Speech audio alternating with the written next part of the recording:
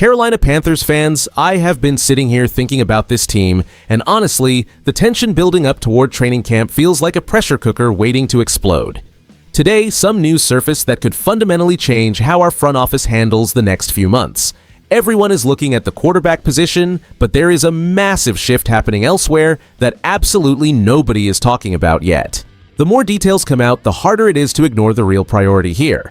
Hit that like button, subscribe, and tell me your name and city in the comments. Let's get into it. Keep pounding. The primary discussion regarding the Carolina Panthers this offseason should not be Bryce Young, but rather the urgent need to secure left guard Damian Lewis with a long-term contract extension.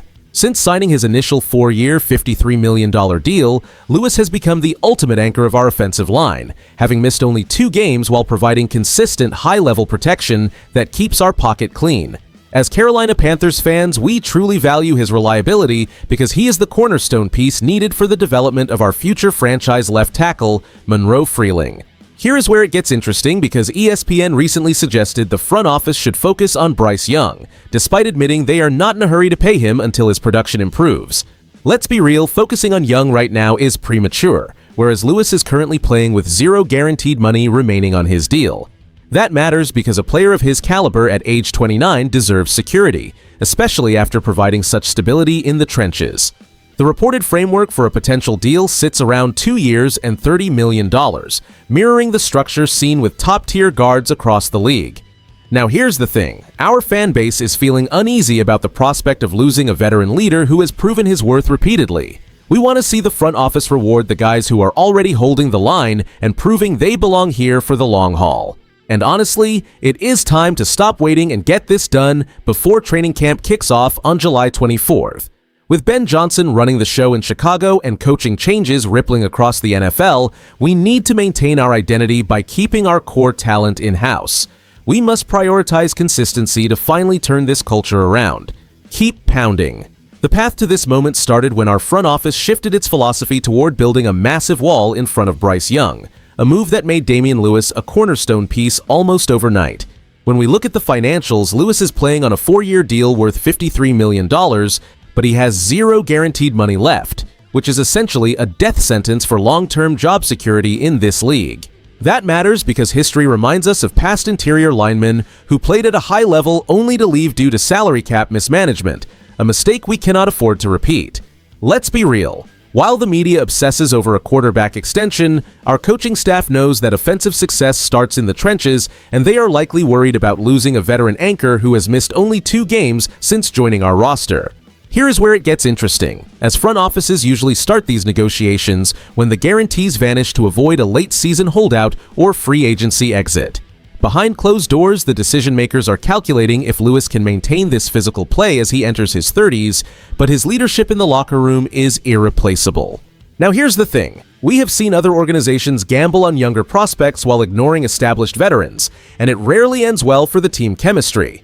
And honestly, securing a 2-year deal worth $30 million feels like a bargain when you compare his reliable tape to the volatile market for top-tier guards. If we want to establish a winning culture, we must reward players who embrace our identity rather than waiting for a contract year crisis to occur. We need to lock him up now to prove we prioritize durability and grit above all else. Keep pounding. As Carolina Panthers fans, we must recognize that the front office is playing a high-stakes game of chess while the league enjoys its quiet period. That matters because locking up Damian Lewis provides the stability this offensive line desperately needs to protect our investment in Bryce Young for the long haul.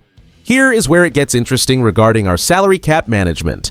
By addressing Lewis now, we convert his non-guaranteed salary into a structure that keeps our cap flexible for mid-season additions, effectively shielding us from the potential price spikes we might see if he hits the open market later. Let's be real about the immediate impact on the depth chart. Securing Lewis keeps the interior line continuity intact, allowing us to focus our remaining resources on grooming Monroe Freeling at left tackle without worrying about a gaping hole at guard. And honestly, this shift in priority changes our outlook for upcoming matchups against rugged defensive fronts like those in Tennessee under Mike Borgonzi and Robert Saleh. With a solid interior, we can neutralize heavy pressure schemes and give our playmakers the time they need to operate.